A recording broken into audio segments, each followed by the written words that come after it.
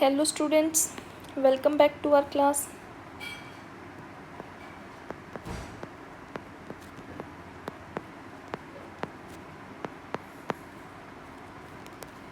हमारा चैप्टर चल रहा था biotechnology principle and processes.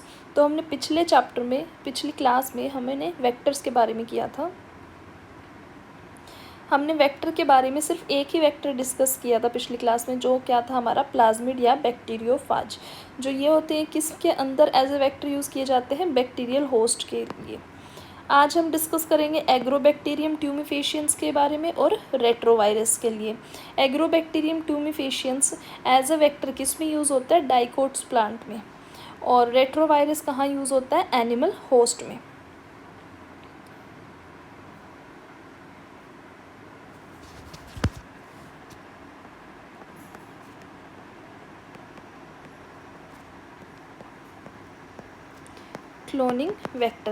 Cloning vector में करेंगे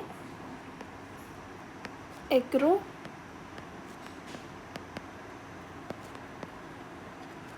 बैक्टीरियम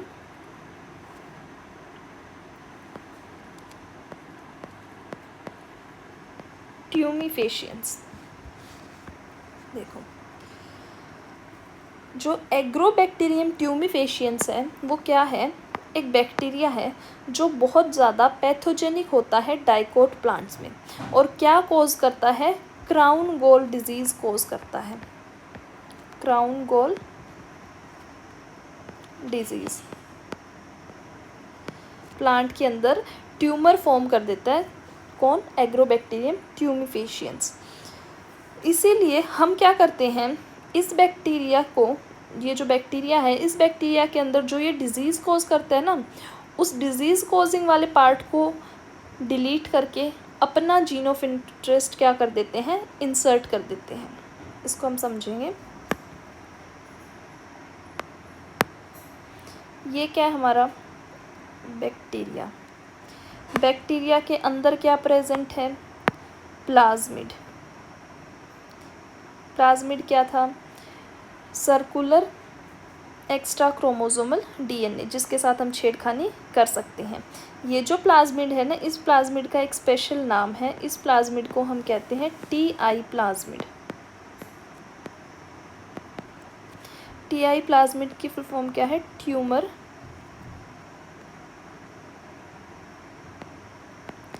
इंड्यूसिंग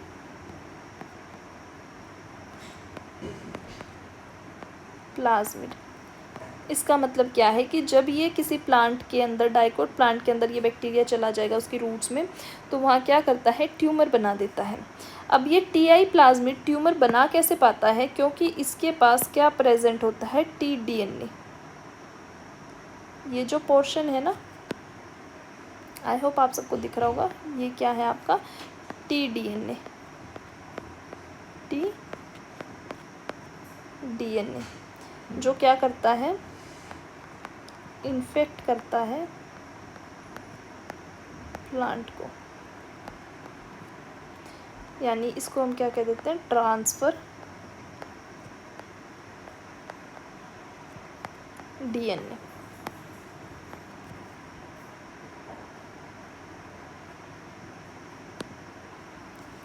इतनी बात क्लियर हुई। हमारा क्या प्रेजेंट है, बैक्टीरिया प्रेजेंट है। इस बैक्टीरिया के अंदर क्या प्रेजेंट है, प्लाज्मिड प्रेजेंट है। इसको हमने अलग से नाम दिया है TI plasmid, tumour inducing plasmid. इस प्लाज्मिड के अंदर एक टी डीएनए होता है, ट्रांसफर डीएनए होता है, जो आगे जाके आपके डाइकोट प्लांट को क्या करेगा, अफेक्ट करेगा। अभी एक बार डाइकोट प्लांट का और बना लेते हैं सेल। ये क्या है आपका डाइकोट प्लांट। ये डाइकोट प्लांट का यहाँ पे न्यूक्लियस है और इसके अंदर क्या प्रेजेंट है, chromosomal DNA.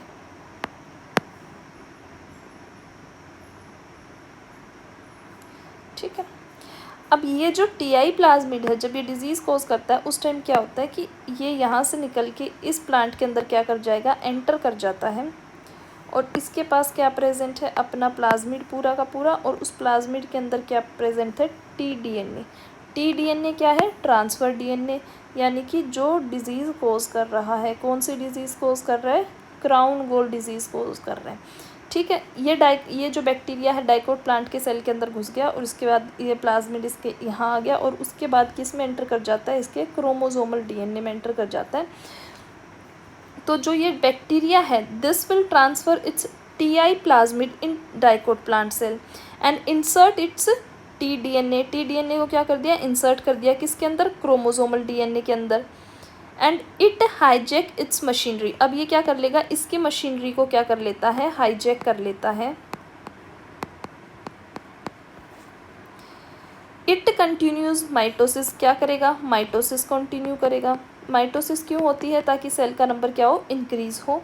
And form a tumour, और क्या फॉर्म कर देता है, ट्यूमर, या जिसे हम क्या कह देते हैं, क्राउन गोल, क्राउन गोल। अब ये किसकी तरह एक्ट कर रहा है, फैक्ट्री ऑफ बैक्टीरिया, क्योंकि अब ये जो डाइकोट प्लांट का डीएनए था, अब तक तो ये प्लांट के ही बना रहा था सेल्स, लेकिन अब ये किसकी तरह एक्ट करेगा, बैक्टीरिया की तरह एक्ट करता है, जो क्या बनाता है, ट्यूमर कोज करता है। ठीक है, तो इसमें हम क्या करेंगे, we will disarm it. Disarm हमने पिछली बार भी किया था, डिसआर्म वेक्टर हमने पिछले लेक्चर में किया था ना, कि डिसआर्म का मतलब क्या है, उनसे उनके हथियार क्या कर लेंगे, छीन लेंगे। अब इसमें एज अ हथियार, एज अ वेपन कौन काम कर रहा है, आपका टी डीएनए, यानी कि इस टी डीएनए को हम क्या कर देंगे, छीन लेंगे और इसके अंदर क्या इंसर्ट कर देंगे, अपना जीन ऑफ इंटरेस्ट इंसर्ट कर देंगे। हम छीनते कैसे हैं, आप सब रिकॉल करो अपनी पिछली क्लासेस का। सबसे पहले क्या करेंगे, मोलिकुलर सीजर से इसको कट कर देंगे, यहाँ से और यहाँ से कट लगाए, टी डीएनए को बाहर निकाला, अपना जीन ऑफ इंटरेस्ट इसके अंदर ऐड कर दिया लाइगेज एंजाइम की हेल्प से, और वो जो बना है वो हम किसके अंदर इंसर्ट कर देंगे, डाइकोट प्लांट के अंदर इंसर्ट कर देंगे।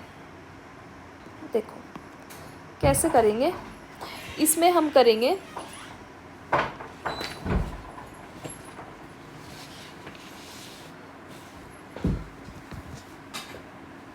ये क्या था हमारा बैक्टीरिया, इस बैक्टीरिया के पास क्या प्रेजेंट था, तुम्हारा प्लाज्मिड, प्लाज्मिड के अंदर प्रेजेंट है तुम्हारा टी डीएनए। हमने क्या कर लिया, इस प्लाज्मिड को आइसोलेट कर लिया, बाहर निकाल लिया, यानी कि जो ये आपका प्लाज्मिड है ये बाहर निकल गया है। इसके अंदर टी डीएनए प्रेजेंट है, इस टी डीएनए को हटा करके हम इसके अंदर क्या इंसर्ट कर देंगे, अपना जीन ऑफ इंटरेस्ट। अब क्या इंसर्ट कर दिया हमने, gene of interest. I hope इतना बिल्कुल क्लियर हो चुका होगा आपको। अब ये जीन ऑफ इंटरेस्ट वाला जो है, इसको हम ट्रांसफ़र कर देंगे हमारे किसके अंदर, डाइकोट प्लांट में। ये हमारा क्या है, प्लांट से।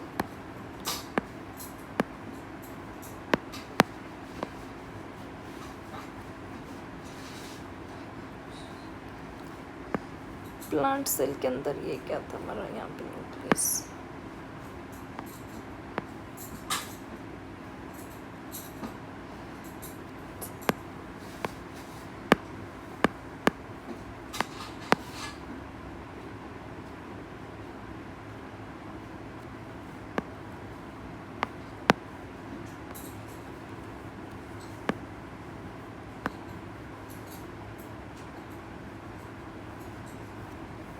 और स्लोली ये इसके अंदर क्रोमोसोमल डीएनए के अंदर क्या हो जाता है, एंटर कर जाएगा और यहाँ अपने आप को एक्सप्रेस करेगा। इतनी बात क्लियर है। बैक्टीरिया है, बैक्टीरिया के अंदर टी डीएनए प्रेजेंट है, इस टी डीएनए को हमने क्या कर दिया, रिमूव कर दिया, अपना जीन ऑफ इंटरेस्ट इसके अंदर इंसर्ट कर दिया। और अब ये किसकी तरह काम कर रहा है, आपके वेक्टर की तरह, जो आपका जीन ऑफ इंटरेस्ट लेके जाएगा वो अभी किसके अंदर एंटर कर गया, आपके डाइकोट प्लांट के सेल में, और उसके बाद वो उसके क्रोमोसोमल डीएनए में भी क्या कर गया, एक्सप्रेस कर गया। अगर कोई चीज़ क्रोमोसोमल डीएनए के अंदर एंटर कर जाती है तो वो क्या करेगी, नेक्स्ट जनरेशन में खुद को एक्सप्रेस करेगी। यानी अब जब ये फ्यूचर अपने सेल्स बनाएगा तो उसके अंदर भी ये प्रॉपर्टी होगी। कौन सी प्रॉपर्टी, जो भी हमारी डिज़ायर्ड प्रॉपर्टी, हम कोई भी डाल सकते हैं, एंटीबायोटिक डाल सकते हैं, पैथोजेनिसिटी की डाल सकते हैं कि अपने आप ही प्लांट पैथोजेंस को किल कर देगा, इंसेक्टिसाइडल प्रॉपर्टी डाल सकते हैं, वो डिफरेंट पैरामीटर्स होते हैं, हम कुछ भी इंसर्ट कर सकते हैं। ठीक है, तो इसमें हम लिख सकते हैं, now our gene of interest is transferred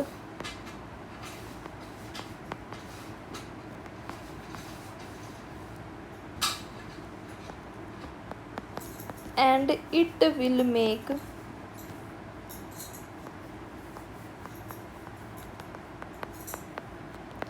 its protein। प्रोटीन बनाने का मतलब क्या है, एमपीआई वाले चैप्टर से आपको बताती आ रही हूँ कि वो अपने आप को क्या कर पा रहा है, एक्सप्रेस कर पा रहा है, प्रोटीन बना रहे हैं। तो आई होप इतना आपको सबको क्लियर हो गया होगा। एक बार इसको देख लो, ये कहाँ यूज़ होता है आपके डाइकोट प्लांट में। तीसरा वेक्टर था हमारा, कौन सा था, रेट्रोवायरस। किसके लिए यूज़ होता है, फॉर एनिमल होस्ट। रेट्रोवायरस होता क्या है देखो, नेक्स्ट है हमारा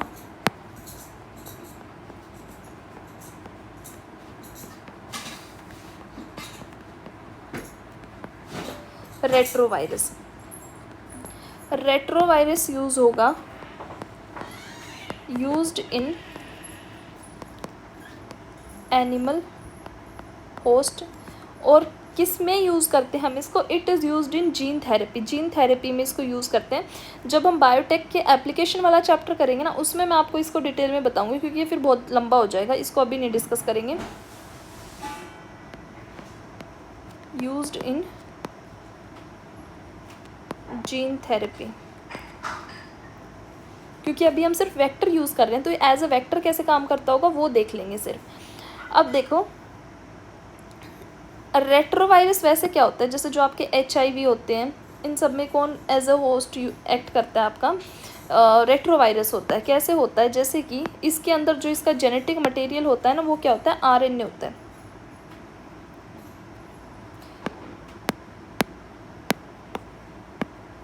यानी RNA जेनेटिक मटेरियल होता है। ये किसके अंदर एंटर कर जाएगा, ह्यूमन सेल के अंदर।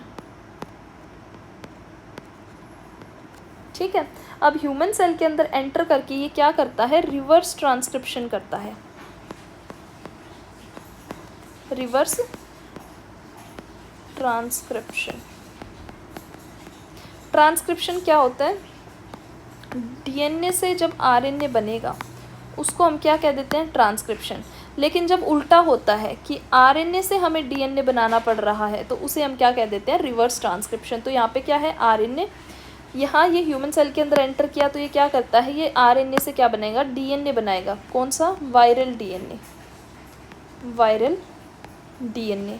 और ये वायरल DNA जो है क्रोमोसोमल DNA के अंदर इनकॉर्पोरेट हो जाता है।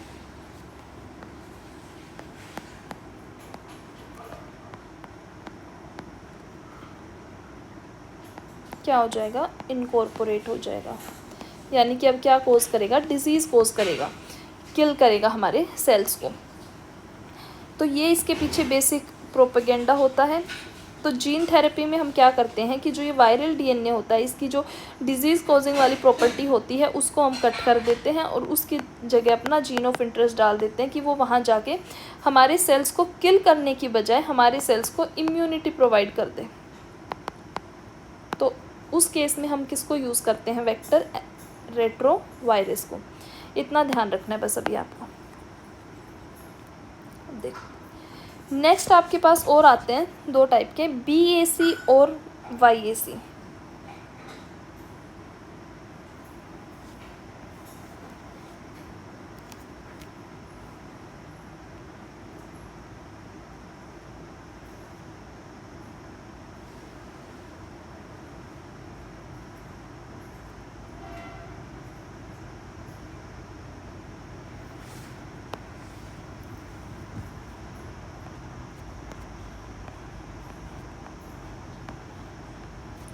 BAC and YAC। BAC क्या है, BAC stand for bacterial artificial chromosome. तो आपको इसमें भी बस स्पेलिंग फुल फॉर्म ध्यान रखनी है, बैक्टीरियल आर्टिफिशियल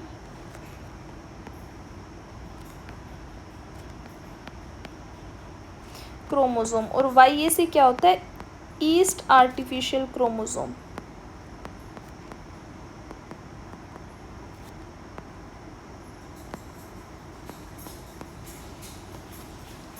यानी कि इसके अंदर जो बैक्टीरिया का आर्टिफिशियल क्रोमोसोम हम खुद डिज़ाइन करते हैं और उसको एज ए वेक्टर यूज़ करते हैं। ये क्या होते हैं? ये लैब सिंथेसाइज्ड वेक्टर होते हैं। इसमें हम लिख सकते हैं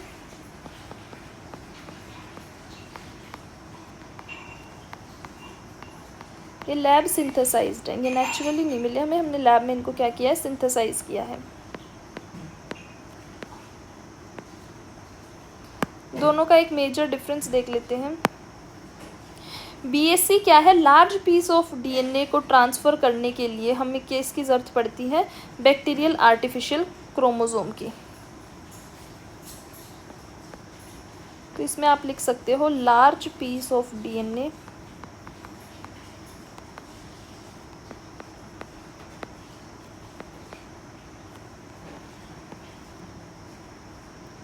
can be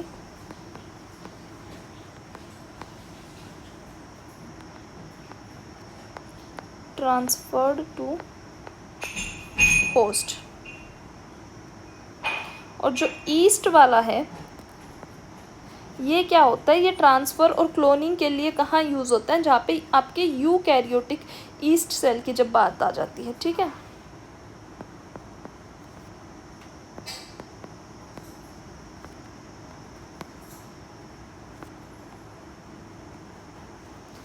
to transfer and clone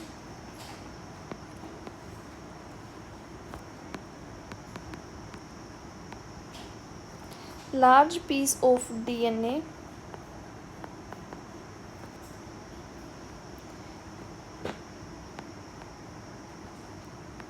in eukaryotic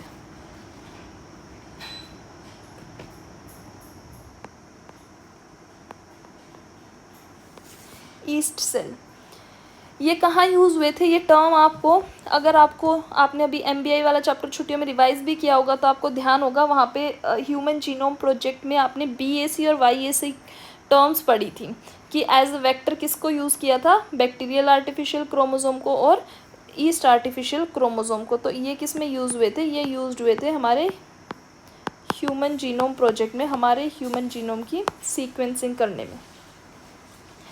तो आपका जो वेक्टर हैं कितने टाइप के होते हैं वो क्या हो गया? क्लियर हो गया। अब कुछ फीचर्स होते हैं एक किसी भी पीस को गुड क्लोनिंग वेक्टर एक्ट करने के लिए, क्योंकि जैसे हमने किया ना कि प्लाज्मिड आपका एज वेक्टर यूज़ कर रहा है, तो हम जो लैब्स में आर्टिफिशियली हम बनाते हैं वेक्टर्स, तो उसके लिए कुछ स्पेसिफिक फ़ीचर्स होते हैं कि ये फ़ीचर्स तो होने चाहिए उसमें। ठीक है, तो अब वो फीचर्स क्या होंगे वो देखेंगे हम।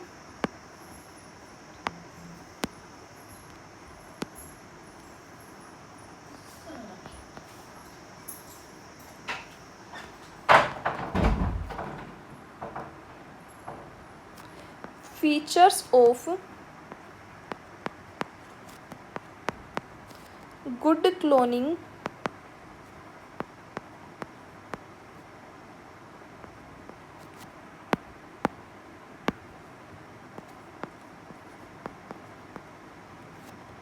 वेक्टर। एक गुड क्लोनिंग वेक्टर के क्या क्या फीचर हो सकते हैं? 3 ही फीचर करने हमें। देखो, सबसे पहले उसके पास क्या प्रेजेंट होना चाहिए? ओराई प्रेजेंट होनी चाहिए, origin of replication.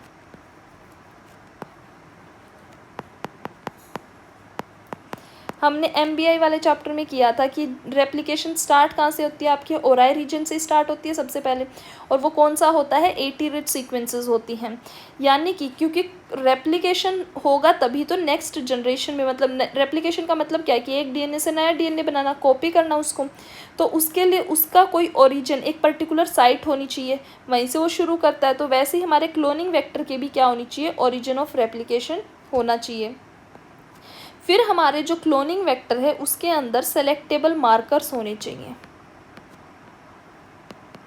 Selectable marker, देखो आपको अभी ना थोड़ा सा कन्फ्यूजन क्रिएट होगी कि सेलेक्टेबल मार्कर क्या है, या थोड़ा सा एक बार पीछे वाली क्लासेस को ध्यान से मेरी बात सुनना, लेके आना उसको। मैंने आपको ये बताया था कि अगर आपके पास जो एम्पिसिलिन और टेट्रासाइक्लिन रेजिस्टेंस जीन है, अगर हम किसी के अंदर इंसर्ट कर देते हैं, तो एम्पिसिलिन और टेट्रासाइक्लिन क्या है? एंटीबायोटिक्स हैं, तो वो किसका काम करेंगी आपके लिए? सेलेक्टेबल मार्कर का काम करेंगी, क्योंकि वो ये हेल्प करवाएंगी कि आपका सेल रिकॉम्बिनेंट हुआ है कि नहीं हुआ है। ठीक है, यानी सेलेक्टेबल मार्कर को सिर्फ इतनी सिंपल भाषा में यही समझो कि ये डिफ्रेंशिएट करवाते हैं कि ये पर्टिकुलर सेल के अंदर जो हम ट्रांसफॉर्मेशन कर रहे थे वो पॉसिबल हो पाई है कि नहीं हो पाई है। वो कैसे डिफ्रेंशिएट हो पाती है? हमारी सेलेक्टेबल मार्कर्स की हेल्प से। थर्ड पॉइंट है क्लोनिंग साइट्स। क्लोनिंग साइट्स क्या होती हैं? क्लोनिंग साइट्स होती हैं, हम जिसकी कॉपी करवा रहे हैं, क्लोनिंग करवा रहे हैं, वो एक पर्टिकुलर साइट होगी ना, जहाँ पे वो जीन, जहाँ पे उसकी सीक्वेंस लिखी होगी कि हाँ ये सेम एग्जैक्ट कॉपी ऐसी बननी है। तो क्लोनिंग साइट्स को आप क्या कह सकते हो? रिकॉग्निशन साइट्स होती हैं किसकी? रेस्ट्रिक्शन एंडोन्यूक्लियस की।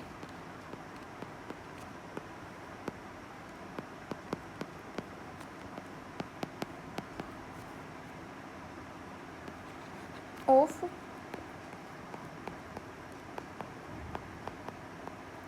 Restriction endonuclease. देखो बेटा, इस चैप्टर में है ना, आपको बहुत सारी टर्म पहली बार सुनने को मिल रही हैं और बहुत अलग है, क्योंकि प्रैक्टिकली आप देख भी नहीं सकते इनको। ठीक है, तो इनको कॉन्सेप्ट्स के थ्रू एक बार आपके समझ आ गया ना, तो फिर तो आप, ये पूरा चैप्टर बहुत ईजी है आपके लिए। लेकिन आप जब, इसीलिए मैंने पिछली बार जब आपको रेस्ट्रिक्शन एंडोन्यूक्लियस समझाया था तब बहुत ज़ोर दे के उस चीज़ को मैंने एक्सप्लेन किया था कि इस चीज़ को बहुत अच्छे से क्लियर कर लो, उस कॉन्सेप्ट को अपने दिमाग में, क्योंकि आगे जब तुम्हें रिकॉम्बिनेंट, नॉन रिकॉम्बिनेंट, ट्रांसफॉर्मेंट जब निकालने पड़ेंगे ना, तो कन्फ्यूजन क्रिएट हो जाएगी। तो वो अब यहाँ काम आएंगे। क्लोनिंग साइट क्या है? रिकॉग्निशन साइट्स होती हैं किसकी? रेस्ट्रिक्शन एंडोन्यूक्लियस की। रेस्ट्रिक्शन एंडोन्यूक्लियस का काम क्या था? कट लगाना, क्योंकि वो कट लगाएंगे और वहाँ पे अपना जीन ऑफ इंटरेस्ट तभी तो ऐड होगा। और मैंने कहा था कि आपकी जीन ऑफ इंटरेस्ट की और आपका जो वेक्टर की जो सीक्वेंस है वो क्या होनी चाहिए? वो सेम होनी चाहिए, कि आपके रेस्ट्रिक्शन एंडोन्यूक्लियस सेम जगह पे कट लगाए। तो सेम सीक्वेंस वेक्टर में होगी, सेम जीन ऑफ इंटरेस्ट में होगी, तभी तो वो वहाँ सेम जगह कट लगा के वहाँ ऐड कर पाएगा। तो क्लोनिंग साइट क्या है? रिकॉग्निशन साइट होती है रेस्ट्रिक्शन एंडोन्यूक्लियस की। ठीक है, एक बार मैं फिर से आपको रेस्ट्रिक्शन एंडोन्यूक्लियस वाला थोड़ा सा वापस एक्सप्लेन कर देती हूँ, ताकि थोड़ी सी आपको कन्फ्यूजन ना रहे इसमें। देखो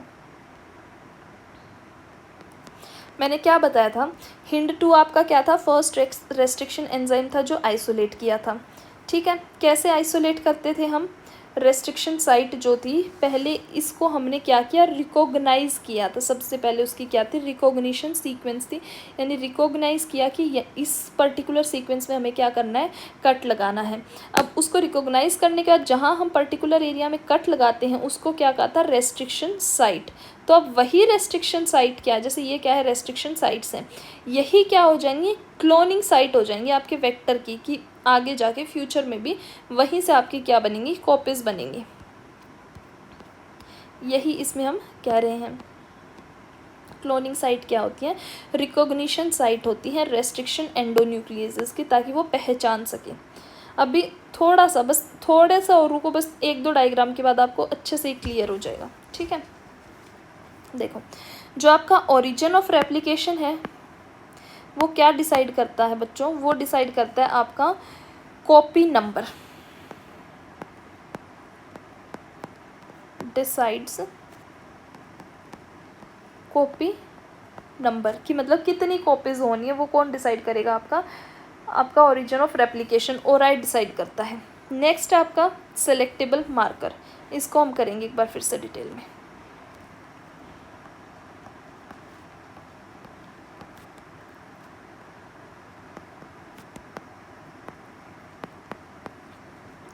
सेलेक्टेबल मार्कर अपनी बिल्कुल नॉर्मल भाषा में समझेंगे इसको।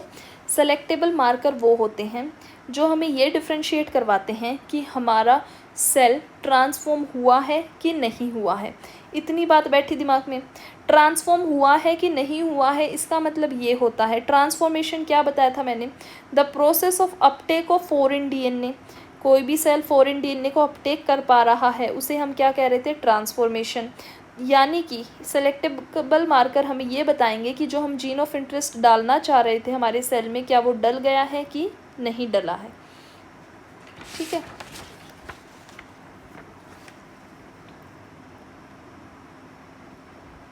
ये क्या है हमारा प्लाज्मिड, इसके अंदर ये क्या है हमारा जीन ऑफ इंटरेस्ट।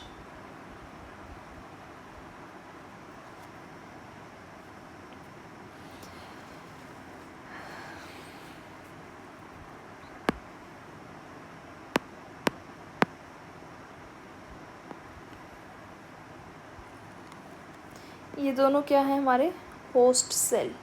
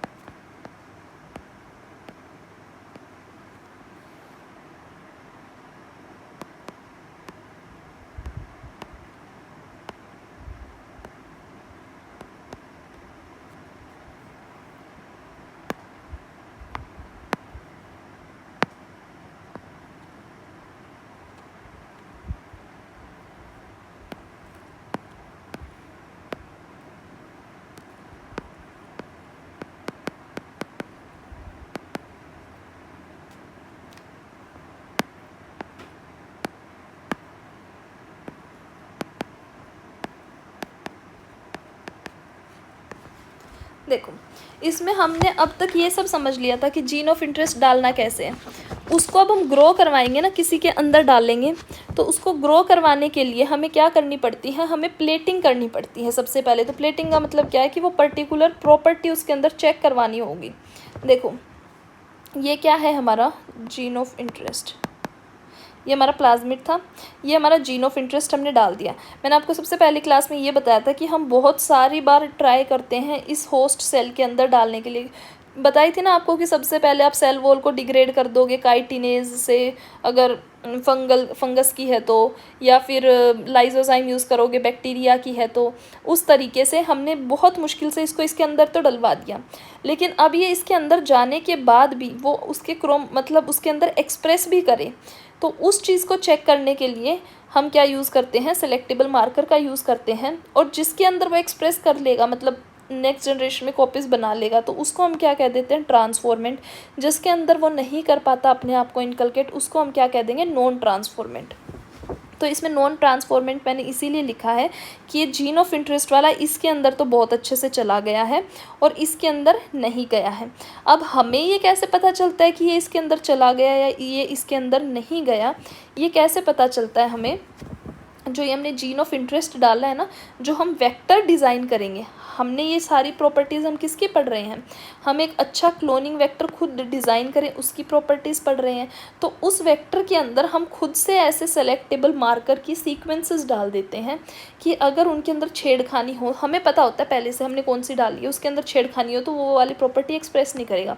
सपोज़ करो इसके अंदर मेरा जीन ऑफ इंटरेस्ट है, यहाँ पे मैंने कौन सी प्रॉपर्टी डाल दी कि एम्पिसिलिन की प्रेजेंस में भी क्या कर जाए, ग्रो कर जाए, यानी एम्पिसिलिन रेजिस्टेंस जीन डाल दिया। और फिर जब मैंने एम्पिसिलिन की प्लेटिंग करी, यहाँ पे प्लेटिंग करी कि मतलब क्या है कि जो आपकी यहाँ नीचे जो ये सरफेस है ना, जो ये बैक्टीरिया को ग्रो करने के लिए जो फूड जहाँ से मिल रहा है, उसके अंदर एम्पिसिलिन रेजिस्टेंस जीन प्रेजेंट है और वो उसको इनकलकेट कर पा रहा है। तो वो अगर उसको इनकलकेट कर लेगा तो वो नेक्स्ट जनरेशन में भी ट्रांसफ़र करेगा। ऐसा तो नहीं है वो नहीं करेगा, लेकिन इस वाले में वो ट्रांसफ़र नहीं करता। तो इससे हमें ये पता चल जाता है कि इसके अंदर तो हमारा क्या हो चुकी है, ट्रांसफॉर्मेशन हो चुकी है, और यहाँ पे हमारी ट्रांसफॉर्मेशन नहीं हुई है इस वाले केस में।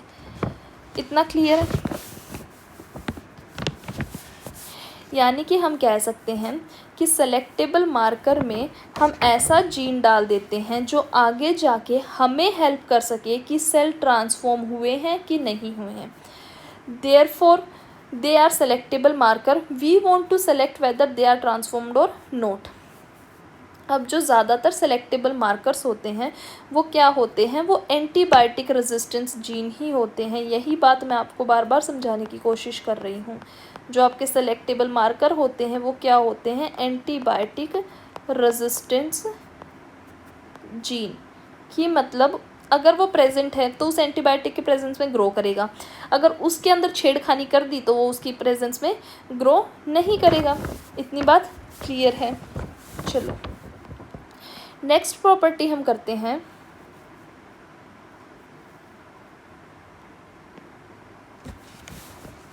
Cloning site.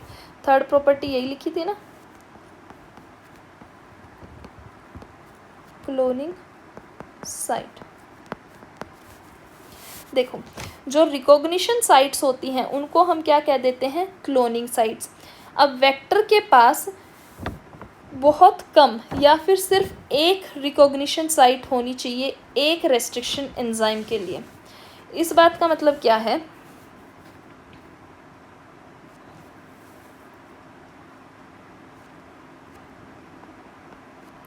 इस लाइन को बहुत अच्छे से समझना, वेक्टर्स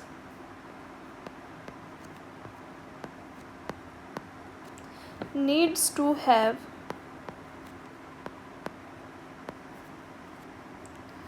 very few, बहुत कम या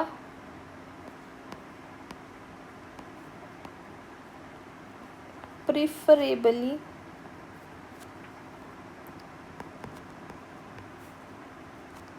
single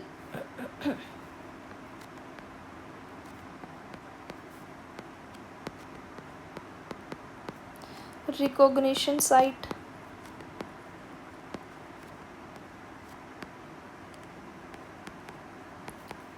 for a restriction enzyme।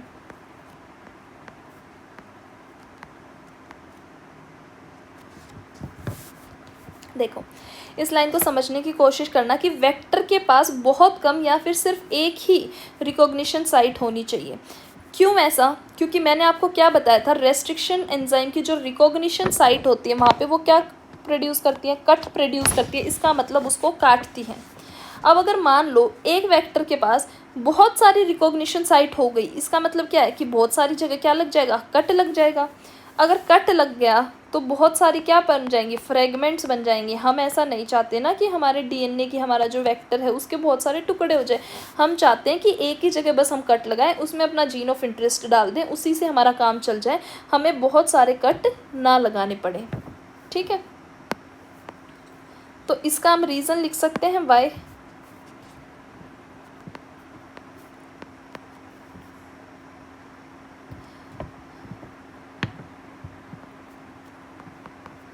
If it will have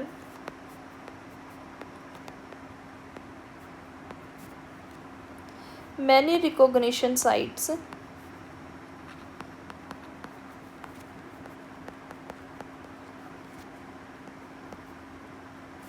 then vector will be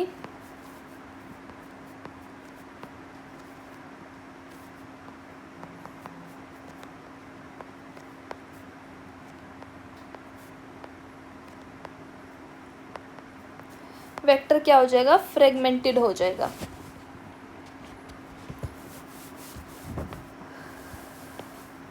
एक प्रॉपर्टी तो ये समझ आ गई आपको कि एक वेक्टर के पास रिकॉग्निशन साइट बहुत कम होनी चाहिए या एक ही होनी चाहिए एक रेस्ट्रिक्शन एंजाइम के लिए।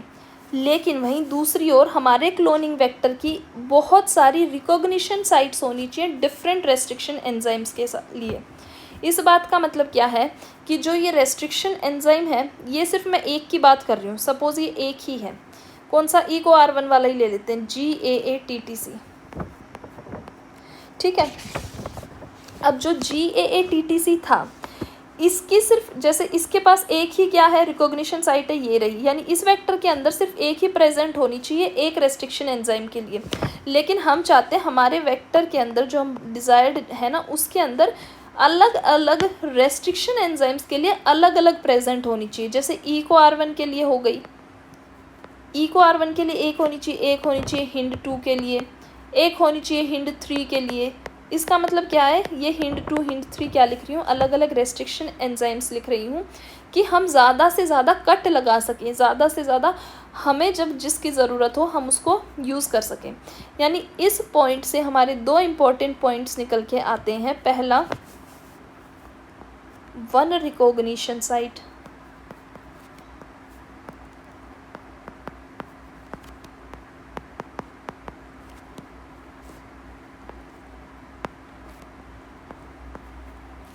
for each restriction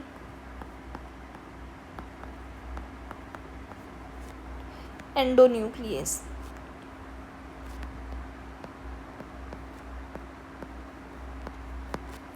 यानी एक ही रिस्ट्रिक्शन साइट होनी चाहिए हर एंडोन्यूक्लियस के लिए, हर रेस्ट्रिक्शन एंजाइम के लिए, पर recognition site for many restriction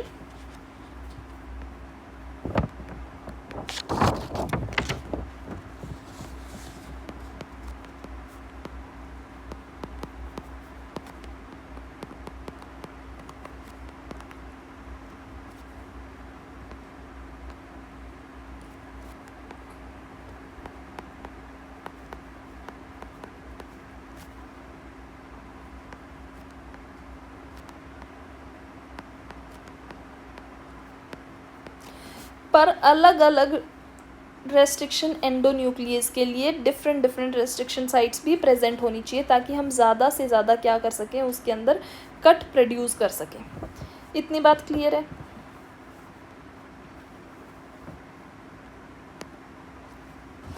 कल हम अपना ये हमने क्या किए, फीचर्स किए हैं गुड क्लोनिंग वेक्टर के। कल की क्लास में हम क्या करेंगे, हम अपना खुद का वेक्टर क्या करेंगे, डिज़ाइन करेंगे, जो हमारी लैब में सिंथेसाइज किया हुआ है। सबसे पहला आर्टिफिशियल प्लाज्मिड जो हमने सिंथेसाइज किया था वो क्या था, PBr322। ठीक है, ये प्लाज्मिड का नाम है, आर्टिफिशियल प्लाज्मिड है जो वेक्टर की तरह काम करता है और हमारे डिज़ायर्ड मतलब पूरी बायोटेक में मोस्टली यूज़ होता है ये। ठीक है, इसको मॉडिफाई किया था हमने ई कोलाई के प्लाज्मिड को और उसके अंदर अपने डिज़ायर्ड फीचर्स ऐड कर दिए थे। कौन कौन से, कि उसके पास खुद का ओराई होगा, फिर सेलेक्टेबल मार्कर्स इंसर्ट किए, फिर क्लोनिंग साइट्स इंसर्ट की। ठीक है, अभी एक बार आज वाला रिवाइज करवा देती हूँ, फिर नेक्स्ट क्लास में हम प्लाज्मिड दोनों PBr वाला और PUC दोनों प्लाज्मिड करेंगे।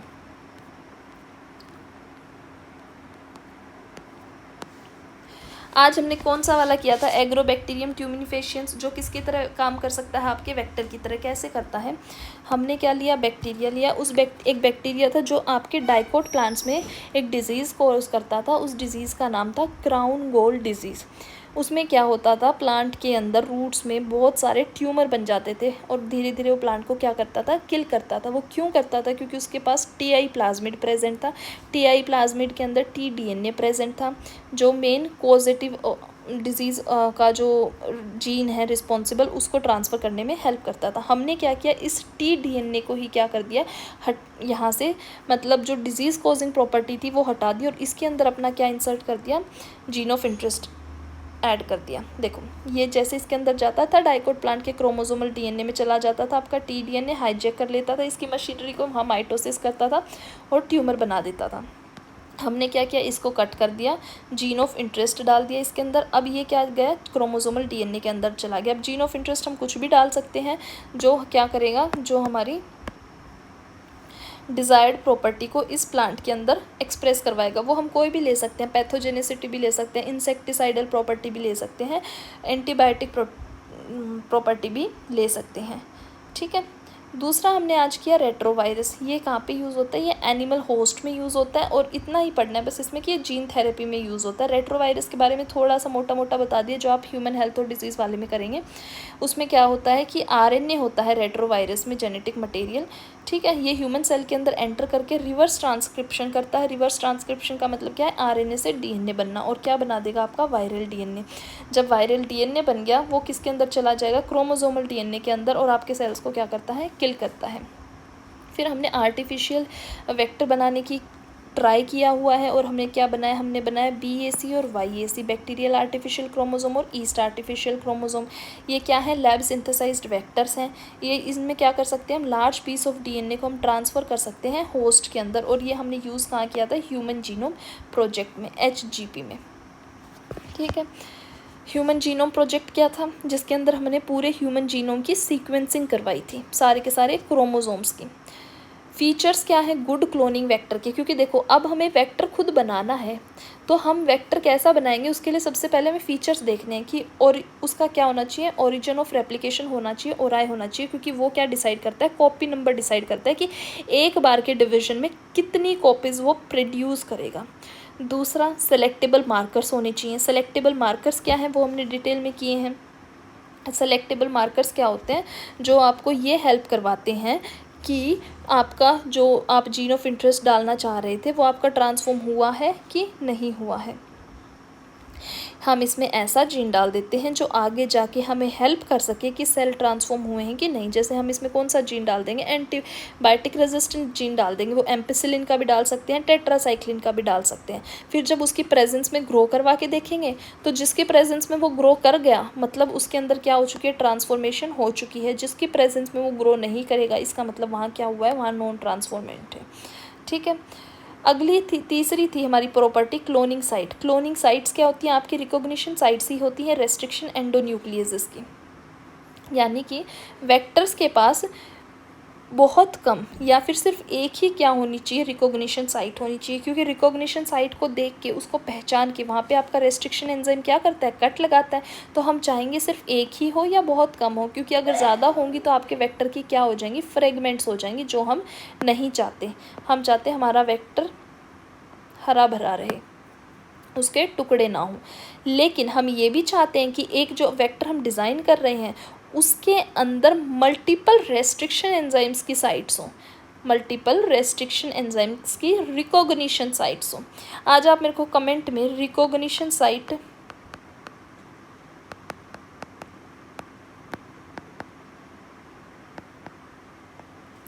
और रेस्ट्रिक्शन साइट बताएंगे कि आप समझ पाए हैं इस चीज़ को अच्छे से कि नहीं। मैंने ये कहा रेस्ट्रिक्शन एंजाइम की मल्टीपल रिकॉग्निशन साइट नहीं होनी चाहिए, सिंगल होनी चाहिए। और डिफरेंट रेस्ट्रिक्शन एंजाइम्स की अलग अलग रेस्ट्रिक्शन साइट्स प्रेजेंट होनी चाहिए, ताकि ज़्यादा से ज़्यादा रेस्ट्रिक्शन एंजाइम या हम एक्सपेरिमेंट कर सकें। जैसे रेस्ट्रिक्शन एंजाइम्स अलग अलग क्या हैं, EcoR1 हो गया, हिंड हो गया, हिंड 2 हो गया, ये सारे क्या हैं आपके रेस्ट्रिक्शन एंजाइम्स हैं। तो इनसे दो स्टेटमेंट मेन निकल के आती है। पहली क्या है कि one recognition site for each restriction endonuclease, her restriction endonuclease के लिए एक रिकॉग्निशन साइट, और दूसरा रिकॉग्निशन साइट हर ज़्यादा से ज़्यादा रेस्ट्रिक्शन एंडोन्यूक्लियस के लिए होनी चाहिए। कल की क्लास में हम पढ़ेंगे हमारा सबसे पहला आर्टिफिशियल प्लाज्मिड हमने कौन सा बनाया था, PBr322। उसके बाद इसके क्या मतलब ड्रॉबैक्स थे कि हमने इसी को ज़्यादा यूज़ ना करके उसके अंदर और चेंजेस करके हमने फिर PUC वाला बनाया। वो सारे हम क्या करेंगे, डिस्कस करेंगे नेक्स्ट क्लास में। आज के लिए इतना ही, थैंक यू।